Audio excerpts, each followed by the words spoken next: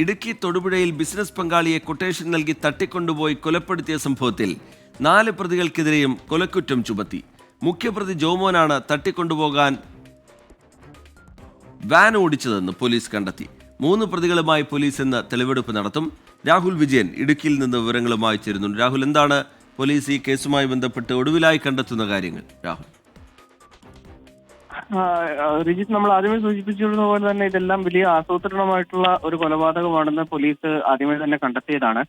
അതിന്റെ അടിസ്ഥാനത്തിൽ ഇപ്പോൾ ഈ 4 പ്രതികൾക്കെതിരെ, അതായത് ജോമിൻ, ഈ കേസിലെ മുഖ്യപ്രതി ജോമോനാണ്, 2ാം പ്രതി ആഷിഖ് എന്ന് പറയുന്ന കാപ്പ കേസ് പ്രതിയാണ്, പിന്നെ മുഹമ്മദ് അസ്ലം, ജോമിൻ, ഈ 4 പേർക്കെതിരെയും കൊലക്കുറ്റം ചുമത്തിയിട്ടുണ്ട് എന്നുള്ളതാണ് ഏറ്റവും പ്രധാനപ്പെട്ട കാര്യം. എന്തായാലും നിലവിൽ ഇവരെ കസ്റ്റഡിയിൽ വാങ്ങി പോലീസ് വിശദമായ തെളിവെടുപ്പിന് വേണ്ടിയാണ് ഇന്ന് ശ്രമിക്കുന്നത്.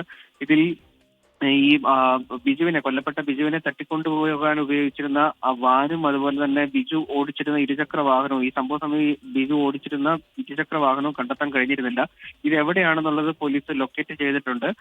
ബിജുവിന്റെ ഇരുചക്ര വാഹനം എറണാകുളത്തെ ഒരു പൊളിക്കൽ കേന്ദ്രത്തിൽ പൊളിക്കുന്നതിന് വേണ്ടി ജോമിൻ എന്ന് പറയുന്ന 3ാം പ്രതി കൊണ്ടു കൊടുക്കുകയായിരുന്നു. അത് ഓടിച്ചുകൊണ്ടാണ് കൊണ്ട് കൊടുത്തത്. പിന്നെയുള്ളത് വാനാണ്. വാൻ കലയന്താനിയിലെ തന്നെ ഒരു പ്രദേശത്ത് ഉപേക്ഷിക്കപ്പെട്ടിട്ടുണ്ട് എന്നുള്ളതും കണ്ടെത്തിയിട്ടുണ്ട്. എന്തായാലും ഇന്ന് ഇതുൾപ്പെടെയുള്ള കാര്യങ്ങളിൽ വിശദമായിട്ടുള്ള തെളിവെടുപ്പാണ് പോലീസ് നടത്തുക. ശരി, രാഹുൽ വിജയൻ കട്ടപ്പനയിൽ നിന്ന് വിശദാംശങ്ങൾ നൽകുകയായിരുന്നു.